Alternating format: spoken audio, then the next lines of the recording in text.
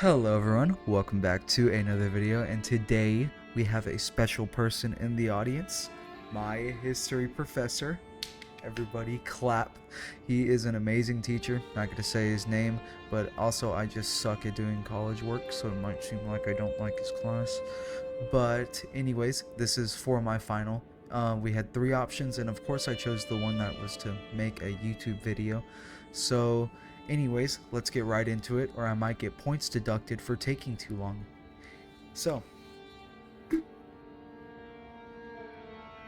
today's subject, slavery. Today we are talking about one of the most deplorable stains in human history, known as the Atlantic slave trade, with an estimated death toll of 4 million African people, and around 12 million of them were transported to a life of meaningless and unending slavery. But how did they get to the Americas? Of course, on boats. And these boats, at first in the 16th century, they were not built for taking slaves, they were built for taking cargo.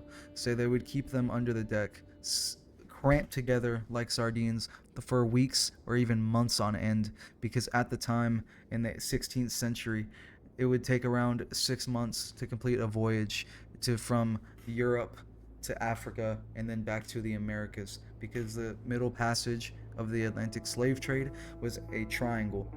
So once they went from Europe to Africa, they would pick them up after they were beaten in battle by other African tribes, and mainly traded for gunpowder and other resources, and then they would be taken to South America, where they would be used for gathering fur, hides, tobacco, and other resources, and the profits would be taken back to Europe. So on these ships, they would take these people that didn't even speak the same language as them. They're scared. They don't know what's happening to them. They don't know where they're going. They don't know they're going to be slaves. They're just being taken. Of course, you're going to be bewildered. These men are shackled with metal at their feet, while the women and girls are raped without any human conscience. And women, while they were pregnant, would usually be killed because they are too much of a burden for these people. Around the 17th century, they finally started adapting these ships to holding more cargo, quote unquote. They would start to give it ventilation and air so that disease would not be as rampant within the lower deck, as sometimes people would be sitting next to a dead person for weeks on end. Diseases such as malaria and yellow fever, as well as scurvy, were very rampant as well, which would lead to tremendous death tolls within the slave and even the sailor population. Many would jump overboard, or many would starve themselves to death. Sometimes they were force-fed food or tortured until they ate. To prevent them jumping overboard, there was nets installed. All of this is already really terrible, but I haven't given you a real story yet. So here we go. In 1781, Luke Collingwood and his crew on a ship named the Zong would be infamously known for the killing of 130 slaves in an effort to save themselves. When traveling from Sao Tome on the Gulf of Guinea to Jamaica, they found out that they had less than 4 days worth of drinking water for the already overpopulated ship that they were on. Usually, British ships at the time in the 1800s could carry around 200 slaves on board, while this ship had over 450. So the ship was already overcrowded, and due to navigational errors, since Collingwood was deathly ill, his second in command was suspended from leading the ship, and his third in command was put in and could not lead the ship correctly. So they ended up finding Jamaica, but mistook it as another island. So they kept on going until they were 400 miles away. Then they realized their mistake and turned back.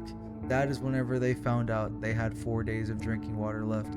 So they came up with the decision to throw over some of the slaves in order to save water. On the first day, they threw around 40 slaves. The next day, 30, and on and on and on. 10 of the slaves jumped out on their own in an act of defiance to their captors.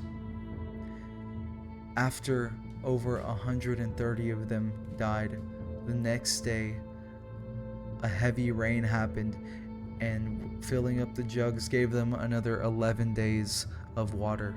These men and women were sold for an average price of $36 and were sent to work on sugar plantations where the average life expectancy was around 3 years. So, in conclusion, it's all bad. Everything about slavery is terrible. Even though these people were desensitized to it, it doesn't make it any better. When you see somebody flailing and screaming in front of you and you say, oh, that's not a person, just because they don't speak the same language as you, they have a different culture, but I guess because most of all, they have a different skin color than you.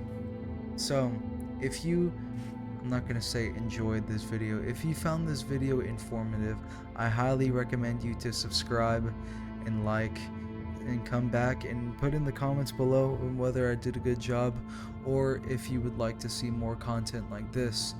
In the end, I do love history, but I probably would do something more happier than this.